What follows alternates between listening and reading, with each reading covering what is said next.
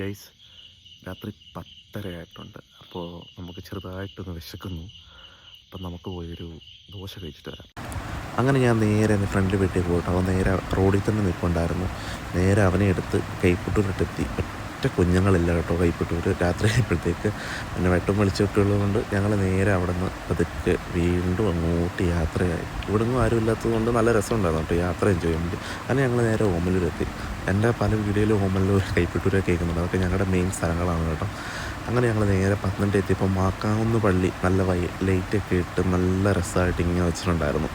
കാണാൻ തന്നെ ഒരു നല്ല ഭംഗിയുണ്ടായിരുന്നു കേട്ടോ. ഇത് പത്തനംതിട്ടക്കാർക്ക് രാത്രിയിൽ ഒരു നല്ല കാഴ്ചയാണ് ഈ ഒരു മാക്കാങ്കുന്ന് പള്ളിയുടെ ലൈറ്റൊക്കെ ഉള്ളത്. അങ്ങനെ ഞങ്ങൾ നേരെ ഫുഡ് കഴിക്കാനുള്ള തട്ടുകടയിലേക്ക് വന്നു. അവിടെ ഞങ്ങൾ നേരെ അത്യാവശ്യം നല്ല തിരക്കൊക്കെ ഉണ്ടായിരുന്നു കേട്ടോ. നല്ല ഫുഡാണ് കേട്ടോ ഇവിടുത്തെ. ഞങ്ങൾ നേരത്തെ കഴിച്ചിട്ടുണ്ട്. അങ്ങനെ ഞങ്ങൾ ഇവിടെ ഇരുന്നിട്ട് ഞങ്ങൾ ദോശയും പിന്നെ എനിക്ക് ദോശയും ചിക്കൻ ഫ്രൈ ആണ് കേട്ടോ. അവന് ദോശയും ബോട്ടി. എനിക്കാണെങ്കിൽ ബോട്ടി അത്ര ഇഷ്ടമല്ല. അതുകൊണ്ട് ഞാൻ നേരെ കുറച്ച് ദോശയ്ക്കകത്തോട്ട് കുറച്ച് ചിക്കൻ കറിയൊക്കെ കോരി ഒഴിച്ച് ചിലപ്പോൾ ഇതിനകത്തുനിന്ന് കഷ്ണം കിട്ടും കേട്ടോ, ഭാഗ്യമുണ്ടെങ്കിൽ മാത്രം.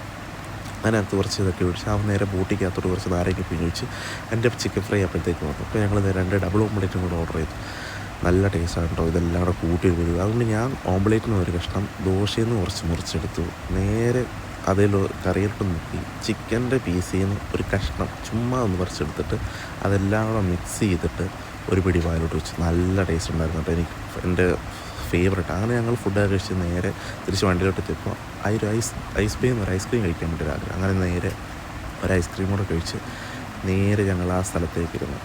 അങ്ങനെ അവിടെ നിന്ന് ഐസ്ക്രീം എല്ലാം കഴിച്ച് നേരെ വീട്ടിലേക്ക് പോയി. അപ്പോൾ നമ്മൾ തിരിച്ചെത്തിയപ്പോൾ ഏകദേശം 12 മണിയോളമായി കേട്ടോ. ഇപ്പോൾ ഞാൻ വീടിനടുത്തത് വണ്ടി ഇവിടെ വെച്ചിട്ട് തിരിച്ച് വീട്ടോടെ നടക്കാൻ പോവുകയാണ്. ഇനി നമുക്ക് വീട്ടിൽ ഡോർ തുറക്കുകയില്ല, ഇതിന് കണ്ടറിയാം.